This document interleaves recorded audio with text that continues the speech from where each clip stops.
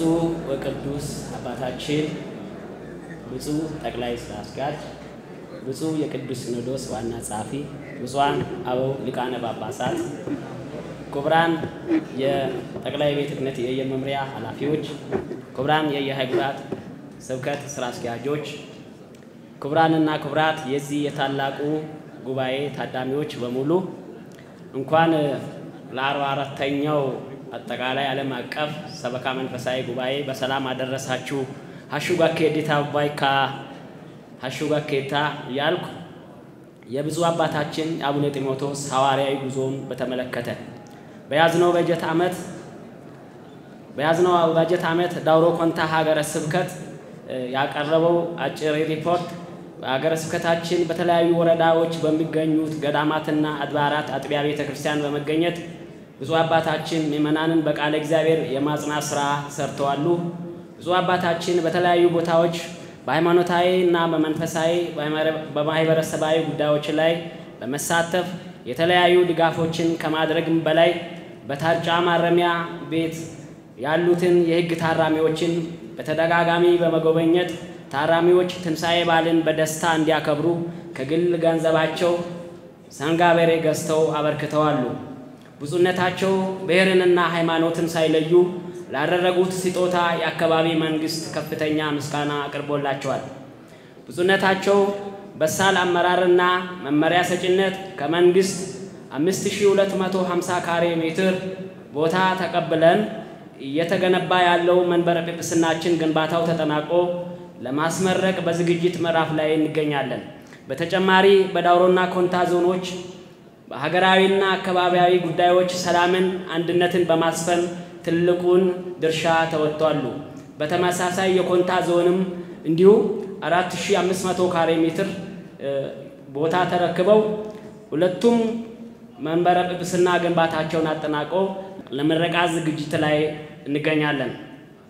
ስብከተ ወንጌልና ሐዋርያዊ ተልእኮን በተመለከተ ብፁዕነታቸው ከሀገር ውጭና ከሀገር ውስጥ ካሉ ከመንፈስ ልጆቻቸው ባገኙት የበጀት ድጋፍ በቁጥር 35 ተተኪ ሰባኪያን ወንጌል ለ3 ተከታታይ ወራት 9 የትምህርት አይነት በቶጫሪስ አድባራት ወገዳማት ደብረ መድኃኒት መድኃኔ ዓለም አንድነት ገዳም ባለው አብነት ትምህርት ቤት እንዲማሩ ተደርጎ ከነዚህም 15 ዲያቆናት የቅስና ማዕረግ በመስጠት በቋንቋቸው ህዝቦቻቸው እንዲያገለግሉ አድርገዋል። በሀገረ ስብከታችን በኢሰራና በታርጫ ዙሪያ ወረዳ ከማህበረሰቡ ተገልለው ያሉትን የመናና የማንጃ ጎሳዎችን በማሰባሰብ ሰው የእግዚአብሔር ፍጡር ነው በማለት አባታችን እኔ እናቴ ማንጃ ናት አባቴም መና ነው በማለት ካጽናኗቸው በኋላ አዳዲስ ለሚጠመቁ 300 ነጠላ 500 ማዕተብ ገዝተው ከራሳቸው በማቅረብ በእለቱ የተገኙ ህዝብና የመንግስት ተወካዮች እስኪደመሙ ድረስ ወገኖቻቸውን በማቀፍ በፍቅርና በአንድነት እንዲኖሩ በማስተማር አባታዊ መመሪያን አስተላልፈዋል። በአጠቃላይ ሀገረ ስብከታችን ከሁለቱ ዞኖች ከ29 ጊዜ በላይ ታላላቅ ጉባኤ በማዘጋጀት በቋንቋ በማስተማር በቁጥር 3340 ነፍሳት ተጠምቀው የሥላሴ ልጅነትን በማግኘት ወደ እናት ቅድስት ቤተክርስቲያን ገብተዋል። በበጀት ዓመት ብፁዕነታቸው 35 ዲያቆናትን የቅስና ማዕረግ በማስጠት 649 አብነት ተማሪዎችን የድቁና ማዕረግ ሰጥተዋል።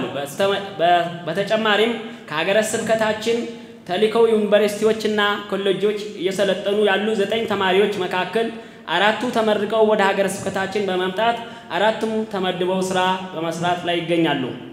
ሰንበት ትምህርት ቤትን በተመለከተ በሀገረ ስብከታችን ከዋናው መስሪያ ቤት ከሰንበት ትምህርት ቤት ማደራጃ መምሪያ የተዘጋጀ አዲስ የትምህርት ስርዓትን የያዘ መጽሐፍትን በመቀበል ለሁሉም ወረዳዎች እና አጥቢያዎች በማሰራጨት ወጣቶች እንዲማሩ አድርገናል።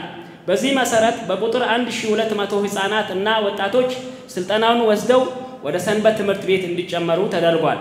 በሀገረ ስብከታችን በቁጥር 25 መቃኞ ቤተክርስቲያን ወጣት ሰንበት ተማሪዎችን በማደራጀት 25ቱም መቃኞ ቤተክርስቲያን ወደ አጥቢያ ቤተክርስቲያን እንዲያድጉ ታቦተ ሕጉን አስገብተው ምእመናን እንዲገለገሉ አድርገዋል። የአብነት ትምህርት ቤትን በተመለከተ በማህበረ ቅዱሳን ዋና ማዕከል ድጋፍ የተገነባው የታርጫ ምዕራፈ ቅዱሳን አቡነ ተክለ ሃይማኖት አንድነት ገዳም የአብነት ትምህርት ቤት በማህበሩ በተደረገልን የበጀት ድጋፍ በቁጥር 10 ተማሪዎች እየተማሩ ይገኛሉ። እንደዚሁም በሁሉም አጥቢያና ገዳማት ማህበረ ቅዱሳን ከዋናው ማዕከል ጋር በመተባበር ለዲያቆናትና ሰባኪያን ወንጌል ስልጠና በመስጠት አቅም ለሌላቸው ቤተክርስቲያን ድጎማ በመስጠት መምህራንን በደሞዝ በመቅጠር በቋንቋቸው ህብረተሰብን እንዲያገለግሉ ድጋፍ አድርገዋል። በተመሳሳይም በኮንታ ዞንም ሰንበት ትምህርት ቤት እንዲማሩ ተብሎ ትልቅ የአብነት ትምህርት ቤትን 31 ሚሊዮን ወጪ በሚያወጣ በመገንባት ላይ ስላሉ 40% ያክል ስራው እየተጠናቀቀ ይገኛል። በመጨረሻም በጀትን በተመለከተ በጀት ዓመት የመንበር ፓትርያርክ ጠቅላይ ቤተ ክህነት 35 ድርሻ የኮንታ ዞን ወረዳ ቤተ ክህነቶችን ሳያካትት ብር 556,071.21 ሳንቲም ገቢ ያደረግንበት የባንክ ስሊፕ ብፁዕ አባታችን አቡነ ጢሞቴዎስ ለብፁዕ ቅዱስ አባታችን እንዲያስረክቡ በትህትና እንጠይቃለን።